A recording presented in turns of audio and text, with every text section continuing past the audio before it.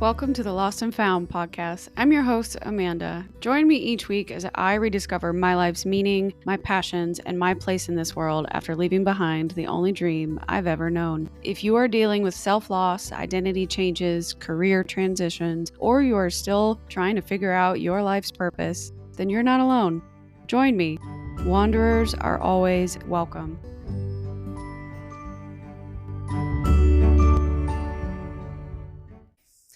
All right, everyone, welcome to the Lost and Found podcast. This is your host, Amanda, and I'm so excited. We have a brand new guest in here today with us in Nashville, Tennessee, and I'm so excited to invite Todd Anderson to the show. He is a former NFL athlete, a walk-on turned standout at Michigan State, a devoted husband and founder of multiple purpose-driven wellness and fitness companies, including Synergy Dryland and Dream Recovery. He is an active investor in the health and wellness space. He is consistently driving innovation and excellence in all things human performance. And so I am so excited to chat with him today to learn how he is helping athletes, high performers, and everyday people get back to prioritizing sleep, recovery, and their overall life optimization. So Todd, welcome to the show. Thanks for having me. Pumped to be here. Yeah, so excited to have you. How have you been? How was your weekend? I told you about my Pretty crazy good. Well, weekend. it's hot, very hot here. But it's been a fun weekend. We had some events and run clubs, and Nashville's a energetic city, so It is. keeps you youthful. It really does. Well, and I love it so much. As I discussed earlier, like I grew up here, but then moved away and came back. And I'm so glad I came back as an adult and I can actually finally appreciate the city for what it has to offer. Yeah, it's definitely not like a super kid friendly. Well, growing up kid wise, but not fun stuff to do. Right. Growing up wise. Yeah. But it's so cool because it's getting more healthy. Like there are more people in run clubs. There are more opportunities to do like physical fitness and health and wellness. And there's people coming in with like science backed. Yeah, I feel like the wellness scene in Nashville has like really taken off in the last year. Even since I moved here 2.5 years ago, and even since then, it's taken off. So it's cool to see. Oh, that's awesome. So where did you and your wife come from? Well, we kind of been all over. We were in New York, and then COVID hit. We moved back to Michigan, where I'm from, for a while. But we've lived in Miami. I've lived in St. Louis, Naples, Miami, Chicago, New York. It's been all over the place. You've been everywhere. I like Nashville the best. Okay, I was gonna say. I think we'll be here. Favorite, though? We'll be here for a long time because my parents just moved down 2 weeks ago, so we're locked in. Well, exciting. That's great. And it's good to have family close by. That's kind of what I was struggling with the last few months. My parents and brother and his wife, they just had their first baby. So the first grandkids here. Yep. And I felt like I'm missing out on a lot of that stuff that was going on because they were 5.5 hours away. So yeah, we're going through the IVF process right now. So oh my gosh. Yeah. And then I'm the only child, so pressure's on. Yeah, you better be good at being a dad. No, I'm sure you will. No, that's wonderful. And good for you guys, being open about that process. I know that can't really be easy. I've never gone through it myself, but I had a few friends that did, and that's life altering in and of itself. Yeah, it is. But I mean, we're pretty open with that stuff because I guess in some sense I just think keeping it to yourself. I mean, there's so many people that are supportive and helpful, and there's no shame in going through that. A lot of people do it. So I'd rather share the process and be open, and then you answer a lot less questions. But I don't have a problem with people knowing what's going on in our life. I don't know if some people are more secret, more behind closed doors, but I don't know. I've never felt like I didn't want to share anything. So yeah, well, it's like what you said. It's not anything to necessarily be ashamed of, right? Being a parent's a great avenue to go for, and an honor to become one. And however you get to that point, it's not really. Yeah. If you're not hurting anybody. Yeah, thankful like the science is like where it is these days because it's changed a lot. Yeah. Well, best of luck with that. Thanks. I'm excited for you guys. It's going to be so cool. Yeah, it will be. Well, let's kind of start at the beginning. We were chatting a little bit before we did our intro, just that, this show is all about purpose and helping people who might be feeling lost and going through identity crises. And you've talked in the past, again, as open as you are, about having some pivotal moments in your life. So I'm wondering if maybe we could, take us back to one of those moments where you were lost. Yeah. I mean, the most easy to point out is like when I actually got released from the NFL, and it was like a movie scene. I literally got released, and so I had my car down there, and I was living in a hotel, and so I drove back from St. Louis to Michigan, 7 hours or whatever, 9 hours, a long time. So I I never go to eat fast food very often. Went right to McDonald's on the way home, got a Big Mac, but I got home, and I'm from the smallest hometown. Like it's tiny. We have a blinking red light. We don't even have a McDonald's, nothing. Oh, wow. So you're a country song. Yes. Yeah. Like true country. And so I called my best friend and I was like, hey, it was like midnight. I'm like, come over, like, let's have a couple of beers. Like I need to let some steam off. And I pull into my hometown and I still have a Rams shirt on. And I pull into the gas station to get a couple of beers for us. And the guy's like, looks at my shirt and he's like, did you know there's a kid from Napoleon where I live that's on the Rams? And I was like, not anymore. So No, I hadn't heard that. yeah. So, shortly after that though, I met my wife and like, I think most people like that would have been the time where I feel most people will lose their purpose, but actually mine was kind of a delayed, realization. I think at the time my wife, she was trying to make her third Olympic team, didn't make the team. At one point was the best swimmer in the world. And so the gravity of my situation was a little bit lessened in my head. It actually was like, seemed manageable. And I kind of went into a mode of trying to support her for quite a bit, a couple of years, I would say. And sometimes I think you adapt to the situation and like you do what's needed. In a weird way, it kind of helped me deal with my process because I had to be like the supporter. I had to be the caretaker for a while. But I think eventually, some things happened and, I went to the strength conditioning world and was doing things there. And then I eventually had a dabble in the medical sales space because there was always that battle of financial stability and making a lot of money. And I felt like you had to choose between, like you said, purpose and finances. Survival, quite honestly, yeah. And so I went into that space and it was definitely like a low. Like that was the point where I realized that, I do value purpose probably more than anything in this world. And I was in a situation that I feel like I didn't have any. I feel like I was trading not my soul for money to an extent. I mean, it wasn't that dramatic, and I was helping some things, but for the most part, just every day I would just be thinking to myself, like, what am I doing? Like one, I was like, I feel like I can do more for other people. I can do more for the world. I can do more for myself. And it was hard. I mean, there was some lows for sure. But then, roles reversed. And at that point, my wife was like, well, just stop and figure out what you want to do. And that was kind of like when I started to realize, like, I loved helping people perform. And that was always my passion since I was 15 years old. And so kind of like from that point, everything has evolved and started speaking on sleep. And then, dream recovery started because of that. And that's been, full force for a long time now. But I think that feeling of emptiness is just, I mean, it's a lonely feeling. And I don't mean lonely like that. You could have amazingly supportive people around you. Like they could be the best at being supportive, and which I had, but it's still the most empty, lonely feeling because you're the only one feeling that way. And you're the only one living that day to day. And so it took a little while to make the decision, but looking back, it was the best thing that could happen to just, go after what you love. Right. And take that risk on yourself. Yeah. That's one thing I noticed for my journey through all of that, when I couldn't have someone to talk to about it. Yeah. It made it feel so much heavier.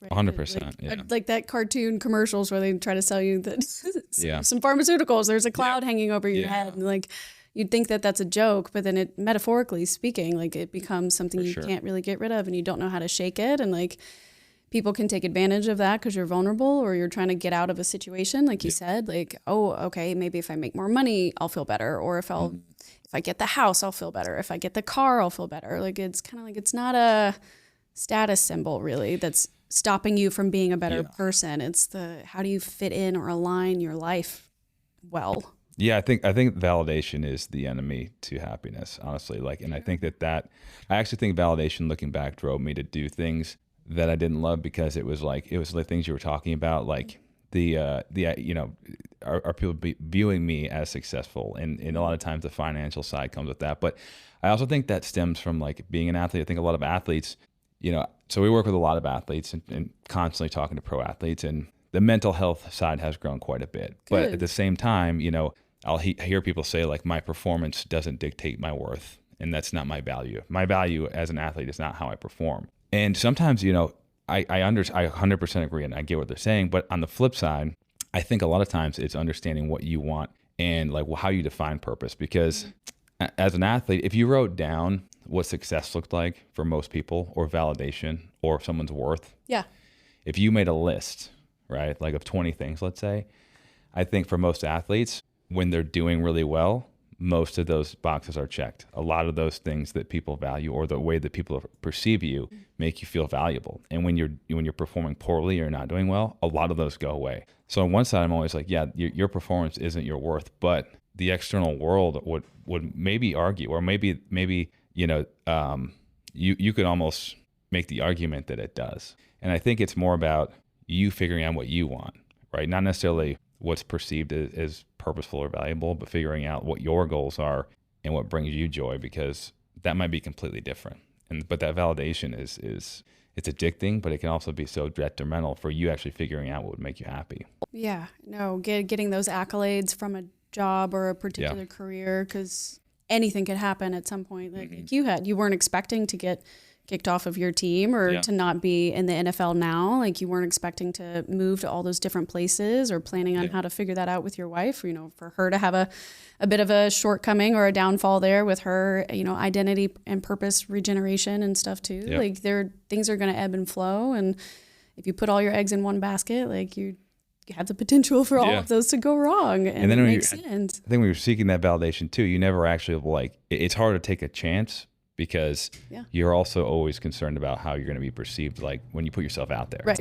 And when you stop caring about what people think, you can do anything. Like if you throw it all in there and just come after something with like an insurmountable amount of effort and you don't care what people think, you're gonna succeed most of the time. Do you think your younger self did care a lot? And maybe it was why you took a while to pivot, or? I mean, I think everybody cares. Like anybody who says they don't care what other people think, like that's not true. Like you care what your family thinks, you care what your friends think. You want to be a good human and people that have a good opinion of you. But I think what I had to do was look in the mirror and be like, look, I'm going to put it out there. I'm going to try to amplify my voice.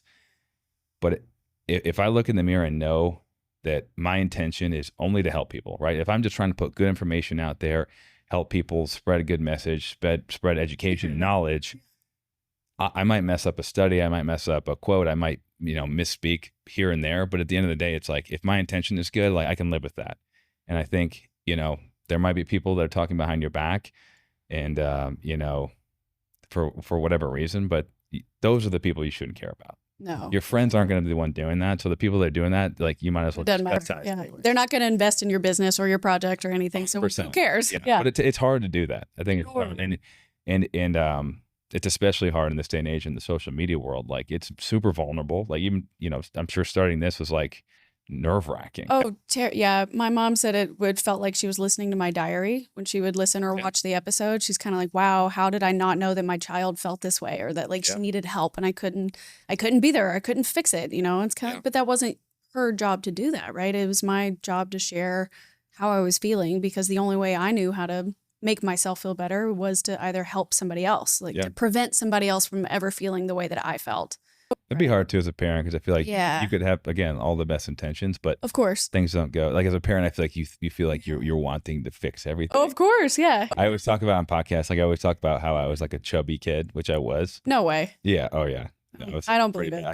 I'll show you pictures, but my mom always gets kind of sad when she hears that, because she's like, I'm sorry, but like we were all kind of chubby at the time. We didn't know how to, it was the 90s. People didn't even know. Like I feel like the 90s was, from a nutrition perspective, the most like volatile, messed up information. I ate things out of an easy bake oven. That was 100% chemicals, essentially. Yes, it is. Actually, I have a plastic kidney.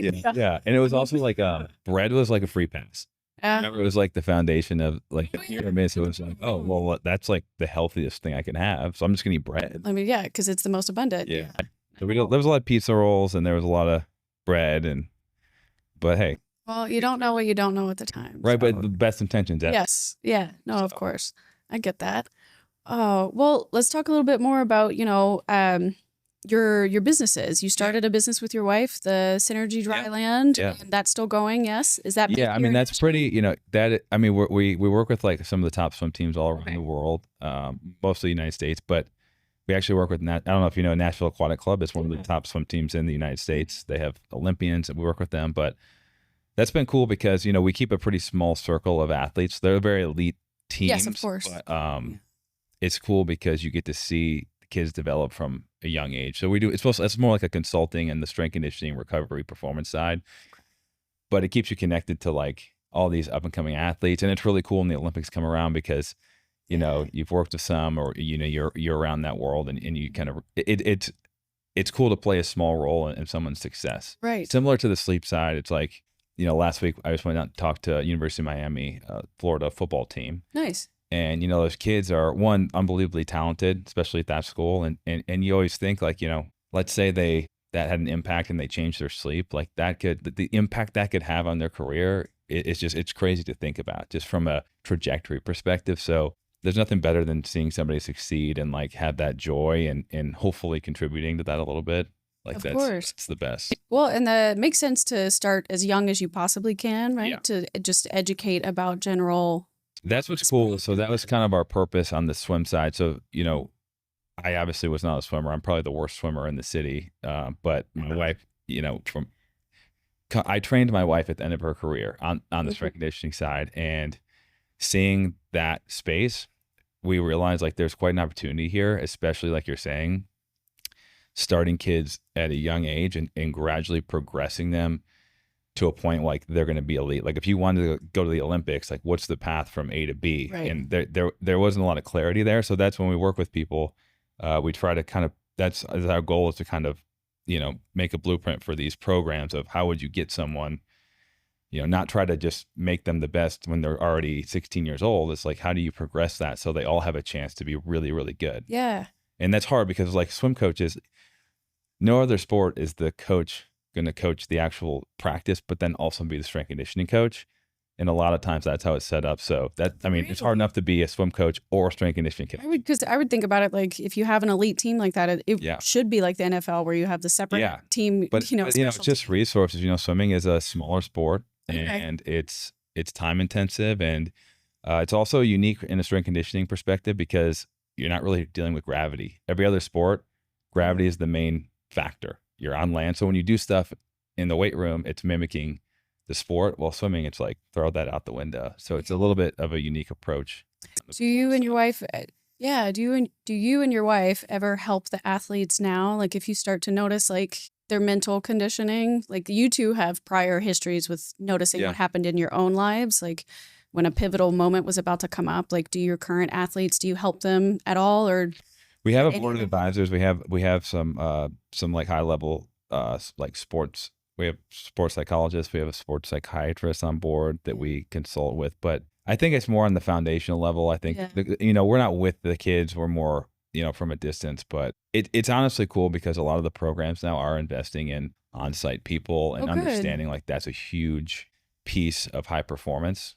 It's also a balance. I think what we're finding now with kids is like we were probably brought up in an age that self-regulation was almost forced upon us, especially our like older people that are older than me, but there is a value in self-regulation. Yes. Like you need to be able to do that. And I think right now we're in this space where, the mental health is a big focus, anxiety, all these different feelings, but yet there needs to be a level of self-regulation. So helping kids understand like you're nervous for a big event. That's a good thing. You should be nervous. Like that's not a problem necessarily. That means you're doing something you care about. Yes. Yeah. And understanding like how these different emotions play out and what they should feel like, and the difference between like chronic stress and chronic anxiety and performance anxiety and just being nervous and excited for something. Mm-hmm. So that's a delicate, balance, and everybody's different. So it's been unique to kind of, peel it back and look under the hood the last couple of years of how things have changed. I'm glad that you guys have a piece of that because it would feel like it would be crucial or at least core to your original missions for both of you, that like it's not just about running the athlete through the program until they're exhausted and they can't. Honestly, the program's the most irrelevant thing I think for a coach. Really the most important piece about making someone really successful is having them perform at the highest level, being motivated, being wanting to be there, and being able to have maximal output because they are doing something they love. Like there's a million ways to swim or lift or perform from a fitness perspective, but if they're not motivated and you can't connect with them, none of it matters. Yeah. Do you ever miss personal like one-on-one coaching with athletes yourself? I used to for a while. I mean, I'll still do like if there's a really good athlete that's like high level, I'll still do some one-on-one like sleep stuff, but there's pros and cons. I miss aspects of it. I like the team environment more. I think one-on-one, especially in the personal training world, is a little different than like an athlete. I love it when someone like really like has a goal that they're willing to do anything to achieve. And I think that actually is what's the hardest with like speaking on like transition and purpose. Yeah. It's one thing to be an athlete, play a sport in high school, maybe in college. It's another thing to be elite. And I think to be elite, you almost can't have a plan B. And I think that's why a lot of people struggle with purpose afterwards, is because it's like, oh, you got to think about life after sport, life after swimming, life after football. And it's like, well, the confidence you need to succeed on the world stage, or the highest stage, that almost can't even enter your mind, to have that level of confidence. There is no plan B. Right. So that's also an interesting perspective. So I think everyone should have awareness and know it's there, but at the same time, it's like to be at a certain level, it takes a type of commitment I don't think people sometimes fully wrap their head around, especially from the mental piece, right? I guess, what is it, that 10,000 hours theory? Yeah. That you have to give up that much time in order to become elite in whatever your particular path is. And it's unique too for athletes. I think it's like, what the other hard part is for most people, like, and it's really the best way to go about life is, let's say you go through high school, you graduate college, maybe you get your first job, and then you get married, kids, and hopefully things start, hopefully you continue success, and things keep getting bigger and bigger. Right. And I think about someone like Katie, for example, breaking world records at 16, 17, like that's a bar that's really hard to beat. Untouchable. Not many people in the entire world ever experience. But so then your baseline of, like, when you think about the brain and dopamine, neurotransmitters, your baseline of success and what excites you is jumped up immensely at a young age. And so I think with athletes, what happens is they try to mimic, or they try to like regain that same feeling. And outside of sport at a young age, that's very difficult to do. Like there's very few achievements in the regular world that deem that type of response. And it takes a long time to eventually get to that point. So I think that naturally creates a lull. And so, like, without that awareness that it's going to happen, I think just talking to athletes that moment is going to come. Yeah. And I think just understanding that relationship is powerful. No, I think that's really cool, especially if you're getting into talking to the athletes in colleges, across the country, like not making them be sad that their career might be over in college or right after the NFL, but just that you have the potential to build a really great life in both plans. Plan A can be epic if you do all these things and you prepare and you recover correctly and you take care of your body. But plan B, should it come around, there's all sorts of things that you can transition and, transfer over into the other 100%. everyday world. Yeah. And honestly, when I go talk to athletes about sleep, one of the biggest things I talk about is the impact of sleep on mental health, because being an athlete it's hard. There's ups and downs. The ups and downs are big. You win a big game, you lose a big game. But sleep is really where we reset from a mood stability, mental health perspective. And so, it's making everything easier, or it's making everything harder depending on which direction you go. It sounds like yours is making it harder on yourself. It is. Well, I'm being too social. That was my problem. Meeting up with college friends, staying up way too late, driving cross country. Well, the number one predictor of longevity, do you know what it is? Think about like all the buckets of wellness. Like, what do you think it is? Oh my gosh. Exercise, like how active you are. It's social connection. Social connection. Oh, okay. So you can make the argument. 1,000. Yeah. So I always talk about that. Like, all those things are great: sleep, workouts, nutrition. But at the end of the day, when those things start taking away from the depth and the quality of your relationships, you think you're actually helping yourself from a wellness perspective, but you might actually be making it harder. Interesting. And that's not like a subjective thing. That's like based on all the based on the studies. Yeah. But it makes sense. I mean, we're here to connect with people. Yeah. I think have you ever met Sahil Bloom? Mm-hmm. Yeah. So I think he is in Nashville every now and then, and he was just on my podcast like 2 months ago. Oh, cool. Yeah. We also went for a run in Shelby Park. Nice.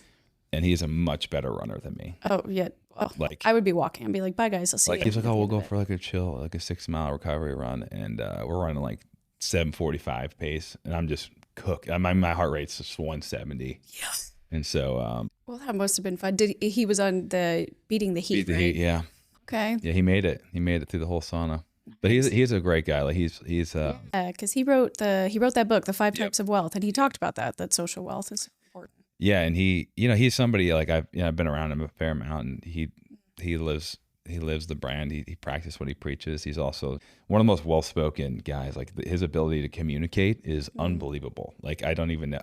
You could give me a script and I couldn't say it as well as him. So As he could, yeah. he's just that's just like he's an amazing writer and thought leader. He really is. Yeah, I started following his newsletter years and years ago, well before the book came out. I mean, the newsletter is crazy. Like It's he literally so great. started with just tweeting and starting a newsletter. Yeah. Like I think that's the thing too, is like, for people going through transition, like you're one decision away from changing your whole life. You just don't know what that decision is going to be. For him, it was starting to tweet and do a newsletter, Right. which could have been nothing. Yeah, he could have just stayed in finance for forever and done really well. 100%. He didn't need to branch out into the content creation section, and yet here he is. What's hard is you never know what that decision's going to be No, you don't. Yeah. till in retrospect. Right. Yeah. No, this year I kind of had a feeling.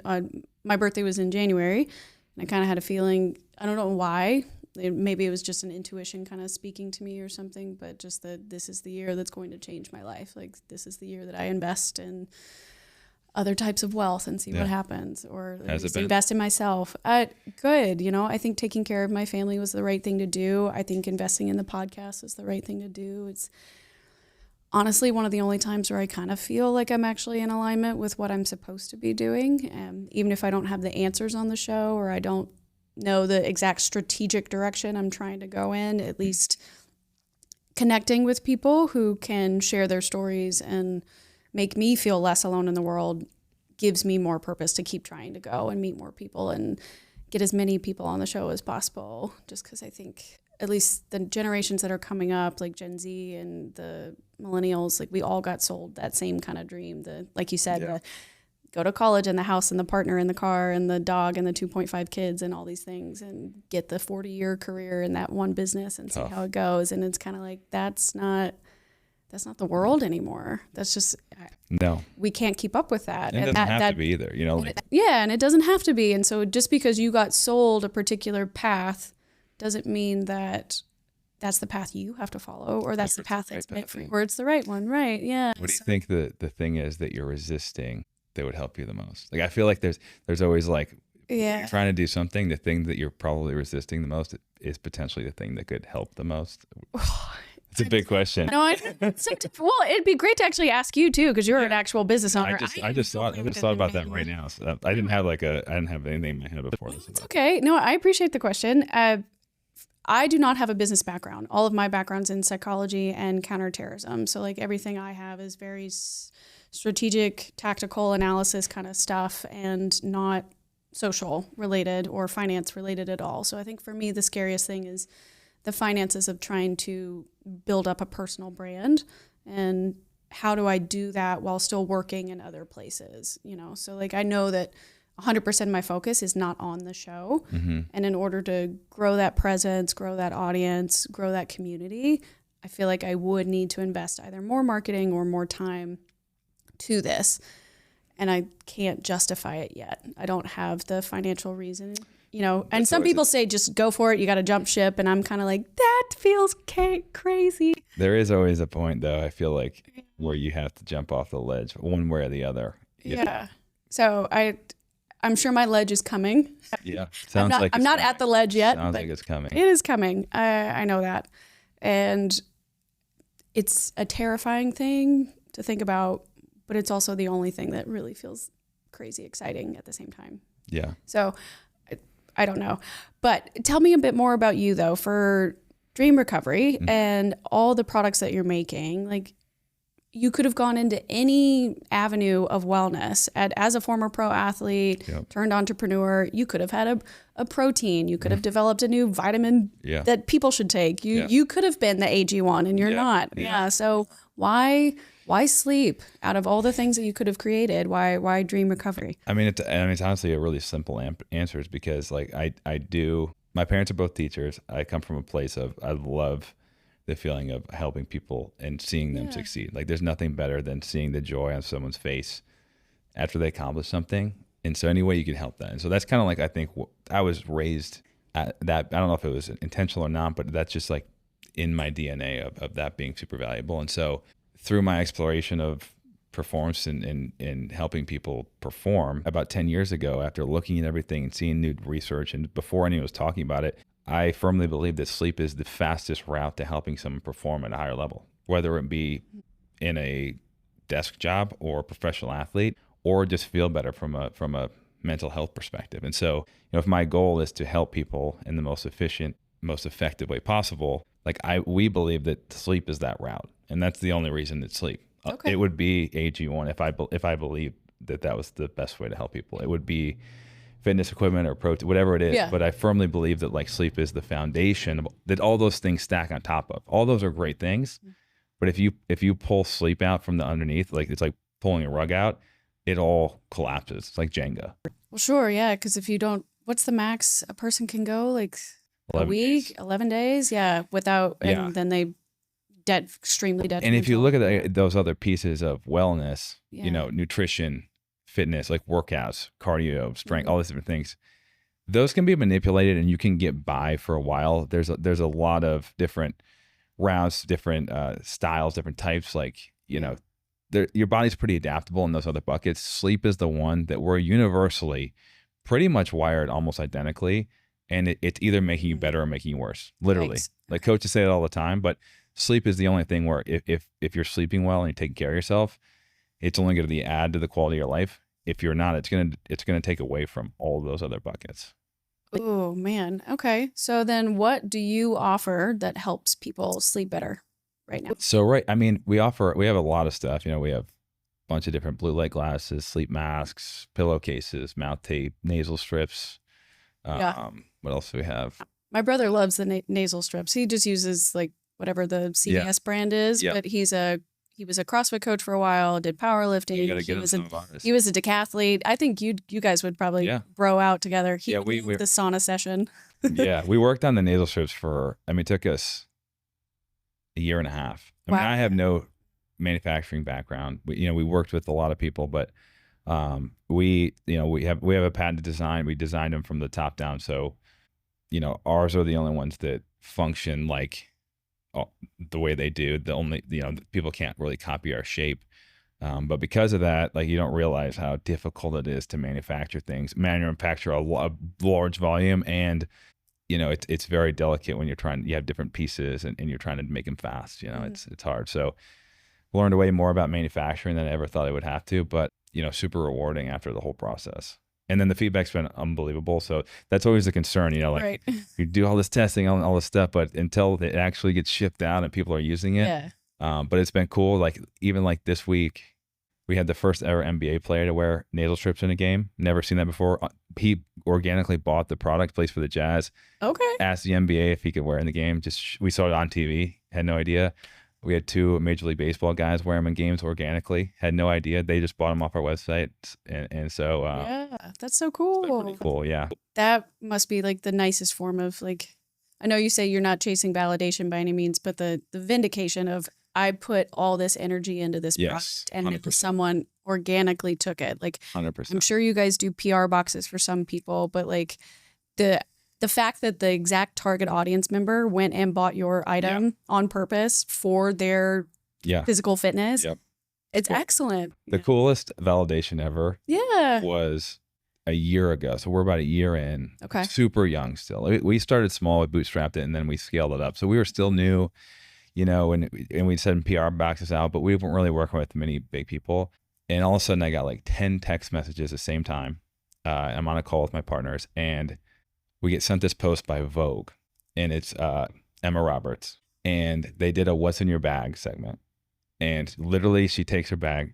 First thing she pulls out is a piece of our mouth tape with our branding, holds it up to the camera. She's like, "I'm obsessed with mouth taping," talks about all these benefits. It was the most, it looked like we paid her the free $10 million to do this because it was so in your face. And Vogue posted it, who had 50 million followers. She reposted it, and it was crazy. And we had no idea she was using it. We don't know who bought it, who was buying it for. Or who sent it to her. Yeah. Yeah, and it was a wild couple of days there. That's epic. Well, for anybody that may have not tried mouth tape yet, or they haven't seen it on social media, can you explain what is the mouth tape for, and why is yours different from any other mouth tape that's on the market right now? What's cool about yours? I mean, the concept is pretty simple. There's a lot of like marketing out there that's wild. You know, as soon as money gets involved, people start saying crazy stuff. And it's not necessarily about the tape as much as it's everything that comes with it. And so, I mean, mouth tape is literally just meant to keep your mouth closed when you're sleeping. And James Nestor wrote this book called Breath, and it came out, you know, probably close to 10 years ago, but it's an amazing book, easy read. But, you know, he really got the momentum started as far as understanding how powerful breathing through your nose is comparatively to your mouth. And so when you're breathing through your nose, a couple of things happen. One, that's really the only way to fully relax your nervous system. When you think about the way our nerves are set up, your breath is like the steering wheel to your nervous system. If your breath changes, if your inhales and exhales, if your inhales are longer than your exhales, you kind of get a little ramped up. And if your exhales are long and slow, you'll calm down immediately. And so with the mouth tape, it kind of backs you into doing breath work. It kind of backs you into having to control your breath, down-regulate your nervous system, breathe through your nose, slow down. A lot of other positive things like, you know, oral hygiene. Your mouth gets very acidic when it's open, a lot of cavities and bacteria. Balance gets thrown off. Jaw structure, like your jaw, you know, when you're in a position for 8 hours, eventually your body starts to adapt to that position. Just like a sport, like people's bodies adapt to a sport, same thing happens with your jaw. And so, you know, people obviously want a more defined jaw. That's just a side benefit. We don't talk about that too much because it's more of an aesthetic thing, right? But it is factual, and there's some science on it. But yeah. So the goal is to breathe as healthy as you can. And then the other thing it does, I actually think is the most powerful, is because of the impact, it kind of creates this natural routine, right? You could take someone that's never done breath work, maybe hasn't really focused that much on sleep, and all of a sudden they're committed to sleeping, clearly, like they're doing this thing. Maybe they're excited to try it. They're putting this on, they're doing a little bit of breath work, forced breath work before bed. And it kind of creates this routine and puts more emphasis on sleep. And I think that intentionality is actually what makes a huge difference for people. You know, if someone's seeking it out, maybe they are having issues with sleep. And so maybe that's the first step in bringing a little bit more awareness and getting going in a good direction. Yeah, I like where you were describing it as backing yourself into something slowly. Like you don't have to do a lot of crazy things to get your sleep better. You can start with something really simple like mouth taping. Tiny changes make a huge difference. But I think breath work is very powerful. And I think any sleep doctor usually recommends breath work. But I think a lot of people also kind of back away when they hear breath work because it's a little confusing. There's so many different philosophies out there with breath work. It's a little overwhelming. It takes a lot of effort and intentionality. So I think it's like you experience it and you get the benefits of it without having to like consciously really dive into it. I think that's why people like it.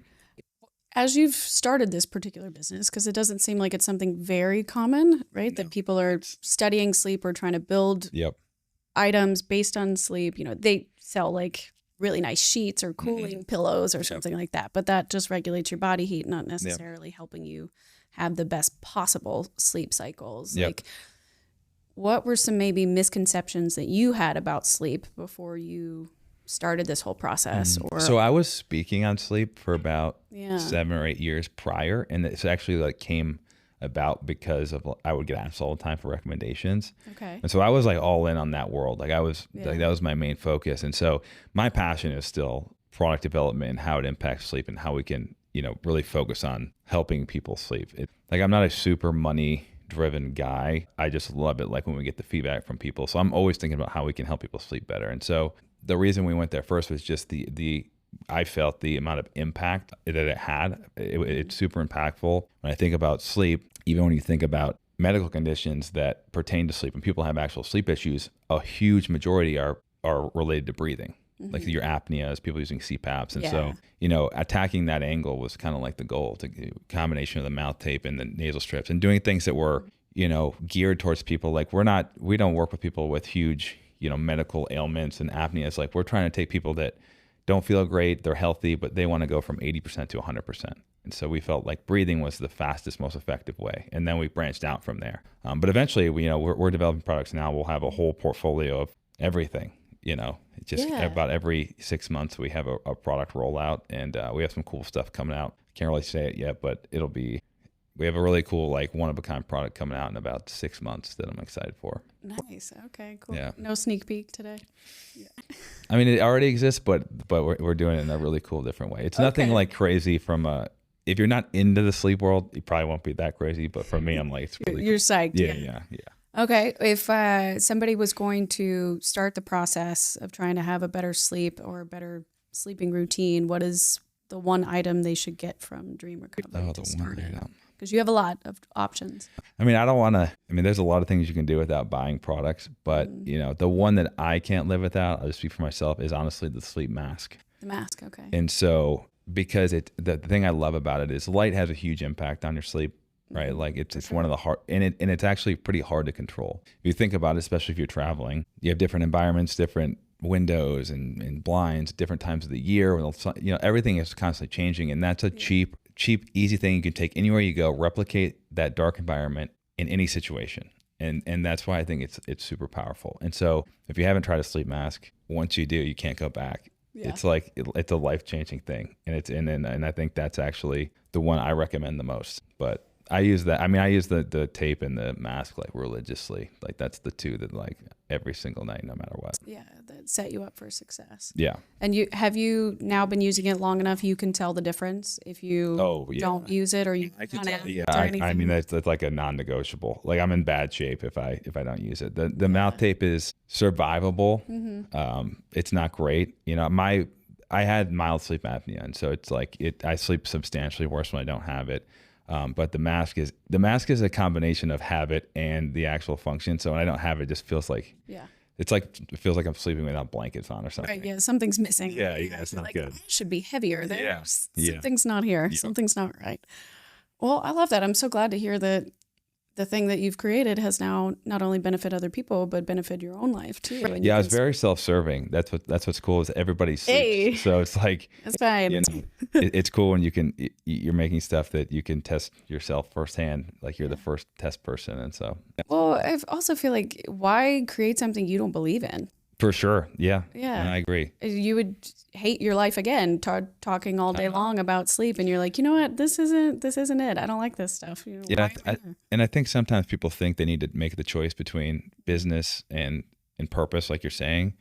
And I think, actually, I think the more blend of the two, the more successful things are.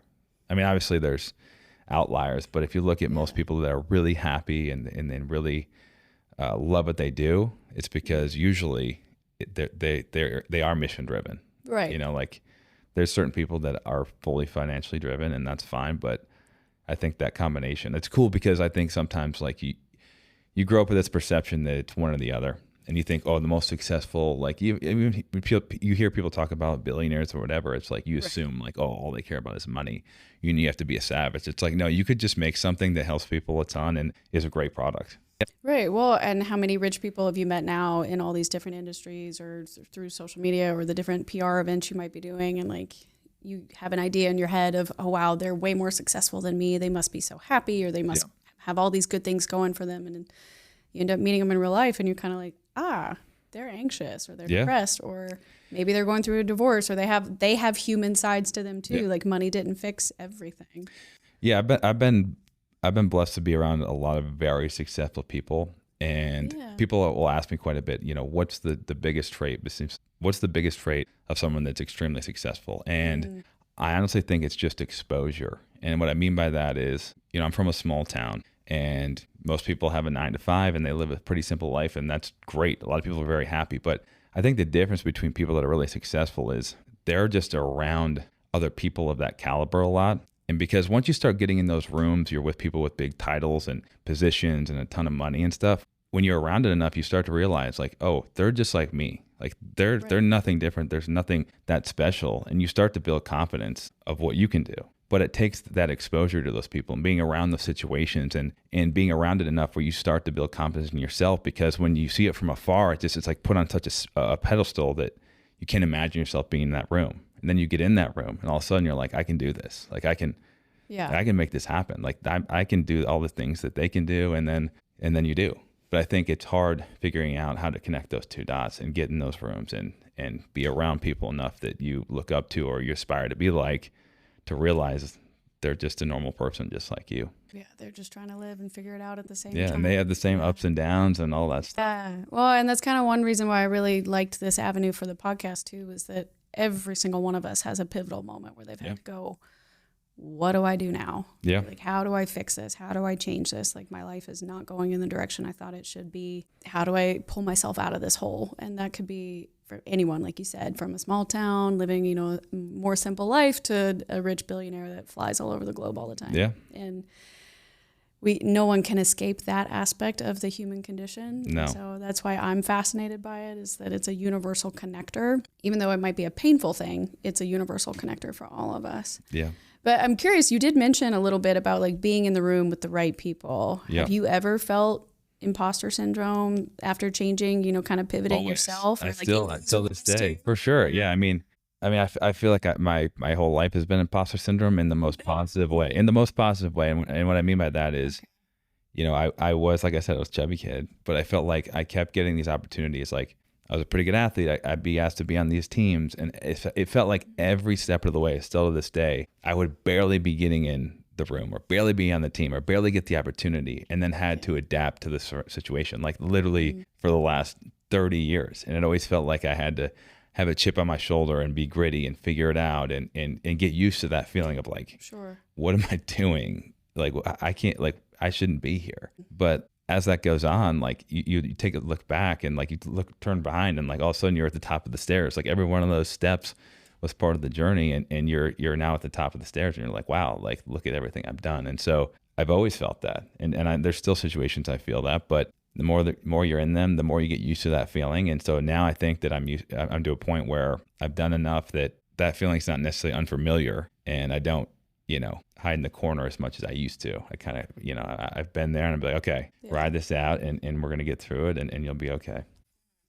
I like that. And it's nice to know that you don't deny the feeling, that like you've had it, you felt it too, you still feel it now, despite being a very successful entrepreneur and, you know, creator, quite honestly, inventor of these different things that are helping people. Like, it's good to know that if somebody was looking up to you, or looking up to trying to create something to help others, they can look at that and go, oh, okay. Well, Todd feels that way. I'll be all right. But I think it comes from also just like having a ton of respect for a lot of people. You know, when you look at somebody and they've done amazing things and built things and businesses and companies or athletes, you know, you respect what they've done, and you kind of have an idea of like what it took to accomplish that. So I think sometimes like that feeling comes from a level of humility and respect for other people and what they've built, not necessarily like just looking down upon yourself. It's just, you know, you assume that they've done all this stuff, and it'd be very difficult, and you're not certain you could do the same.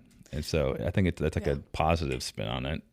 For sure. Or for me, I've tried to not get in my head too much about, there are thousands of other podcasters. There are thousands of other creators, you know, hundreds of thousands of people that have come before me before I ever started my show. But just because they opened the door doesn't mean like I'm not allowed to walk through it, or I'm not allowed to keep trying to pursue my own version of whatever this is. My life can still be whatever I want to create it into. It doesn't have to be exactly how somebody else has done it before me. And that's the good thing, is to learn from everybody else that came before you, instead of like doing the comparison game, and it'll just slow you down if you do that. Yeah, that'll steal your joy for sure. It's nice too, just like when you do have that moment where you realize life doesn't like, you know, you don't have to have this exact same setup. There can be freedom, and like I value time more than anything, you know, like not necessarily the amount of time, but the control of time. And so being able to change things and carve things out the last probably 3 or 4 years, like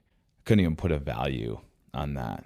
And it's cool when you realize like you have the freedom to do that. Like you can make life what you want. And there are a million ways to go about things, from career to family life, scheduling, all the things. Right. Like you can do whatever you want. And there's actually a lot of different ways to go about it. It's just you're used to this one train thought.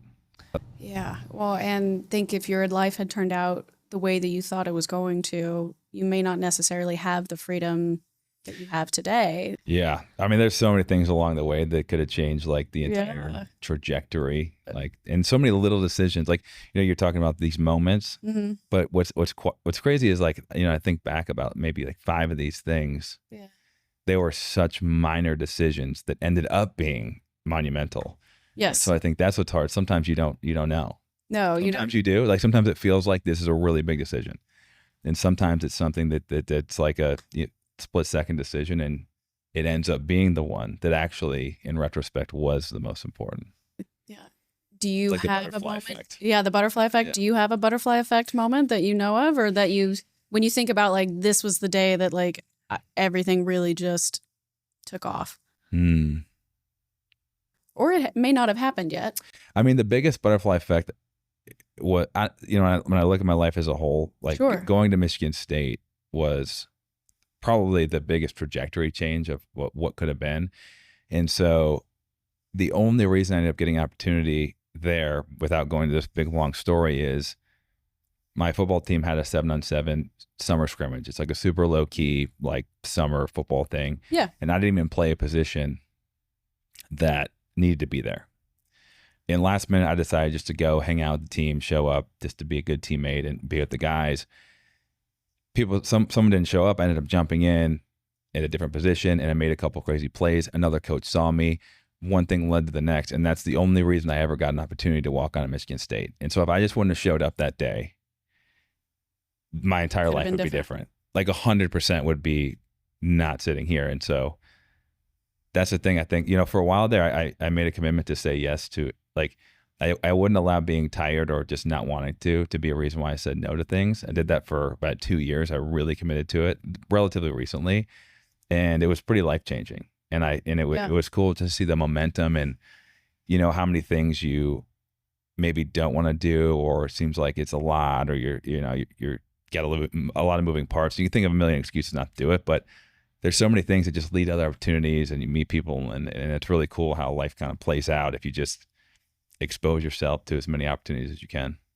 I love that. And I'm really glad you did, or at least you didn't let any fear that you may have had at the time stop you from saying There's always fear, but yeah.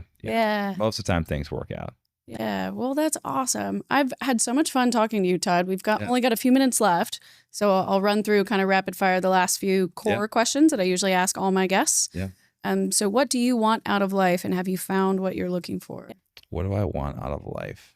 I mean, when I look back, I think what I want is honestly to leave it in a better place than I found it, if that makes sense. If I can look back and know that I was a small part of people having that moment where, like, that pure bliss of happiness when they achieve something they've been working towards, that's a really good feeling. And so I think that's like an overarching goal, but I don't know if there's anything better than that, just helping people succeed and having the right people around me. Like, if I can help a lot of people, have the right people around me, and have time to spend with those people, I'll be pretty happy. No, that's really smart. I know a lot of people, you might keep the wrong ones around for too long because you feel like you owe it to them, or there's some kind of ties that you think you're supposed to keep up with. And if they're dragging you down, there's nothing you can do, right? Yeah. Like, you have to make that decision. So I think that's smart to include that. Yeah. All right. So what would you say has been your greatest achievement? My greatest achievement, man. That's a good question. I mean, greatest achievement. Honestly, like, this isn't necessarily achievement, but I think just when I look back, like I don't think I've ever stopped pressing it. I've never stopped pushing it and trying to seek out whatever it was that would make me happy. Like, there was never a moment of just, I want to say giving up, but just contention of just, all right, this is kind of what it's going to be like. I feel like I was constantly moving and trying and taking different opportunities and trying to figure it out. And so I don't know if it's an achievement, but just have always kept moving and kept forging forward. And I mean, my wife has a lot to thank, and we both do that and have used each other for that. But I think that's both of our biggest achievements, is just keep moving. Yeah, the perseverance, the resilience that you maintained throughout the whole journey. Yeah. I think that's wonderful. Yeah, and good to lean in on that and keep your grit. Yeah, that's super important. So whenever you're feeling stuck or low or out of alignment with your purpose, what are some, couple of things that you do to keep yourself back on track? I mean, I think the biggest thing is, like, getting community around you. We have like saunas and cold plunges. I mean, so when anytime I'm not feeling that, inviting people over and just spending time with people that lift you up. And usually, you have conversations that make you realize you're doing the right thing. Yeah. So I'm a big, like, being social, being around people that I love, like that lifts me up and that brings me energy. Some people, are the opposite, where sometimes I can wear you out a little bit, but I get people around me that I like to hang out with, and that always kind of recenters me. Usually it's in a sauna somewhere, but yeah, that's it. And then the other thing is I go for a run. Like I'm a big runner. I used to absolutely dread and hate running, but I feel like it's like gotten to a place where it's a real sense of peace and I can kind of recenter. And the last thing is I call my parents almost every day, and they've always been the rock, so yeah, you can never beat your parents. No, it's really hard to beat your parents. I know I told my mom today, we're doing these interviews with these different guests and it's going to be great. And I'm so excited, but I'm so nervous. And all she, said exactly what I needed to hear. They're like, don't be nervous. Like, you're doing great, and just be there to have fun and see what happens. Right. Yeah. Like, there's nothing else you can control. And I'm always, still the type A that's been like, what if this happens or this happens or this goes wrong? She's like, don't worry about that. Like, if it happens, great. But if not, it is a great question to ask yourself in any situation. Like, what's the worst that could happen? And usually it's not that bad. Yeah. Like, or it never, that worst thing that you imagine never comes to fruition. No, so it's kind of like, but even so, it's like kind of bad, but not like with all the stuff you talked about, what's the worst thing that could happen? Yeah. Like, you'd be fine in 2 days. I'd figure it out. Yeah. It'd be okay. I figured it out. I've pivoted before. I can pivot again. Yeah, exactly. And then finally, what is the key piece of advice you would give to someone, any of our listeners that are hearing you right now and they're feeling lost or alone or just struggling with their purpose in life? What is the key advice that you would give them to keep moving forward? I would say that the fear is much bigger than the obstacle. If you feel stuck, there's probably something that could help you a lot that you're nervous or you're scared of, but that obstacle is probably smoke and mirrors. And a lot of times when you just start attacking whatever that is, you realize that it's a lot easier than you think, and your only regret is that you wish you would have attacked it earlier. And so I think that sometimes, like, we get this, like I always talk about the quote that fear is a mile wide and an inch deep. And I think that's such a good metaphor of, like, it seems so scary, but once you take a step, it's like, I can do this, and you adapt and you get over it. Yeah, or it's so permeated everywhere, and the truth is it's just might all be in your head. Yeah, most of the time. Yeah, Todd, this has been so much fun. I've had such a great time with you. Please tell everybody, how they can find you if they want to work with you or interact with you. What's the best way to reach out? Yeah, I mean, Instagram is where I spend most of my time and respond to people. So just Todd Anderson, and Dream Recovery is our website. And check it out. If I can help in any way, shoot me a message. Awesome. All right, everybody. I will make sure to put all of Todd's information into the show notes or the description box of this podcast episode. Thank you so much for being here and listening to the show. I appreciate every single one of you. You can find me at hello@podcastforlost.com. Send me a message via email. We're on Instagram, TikTok, YouTube. You know the drill. Everything's under Podcast for the Lost. And remember, wanderers are always welcome.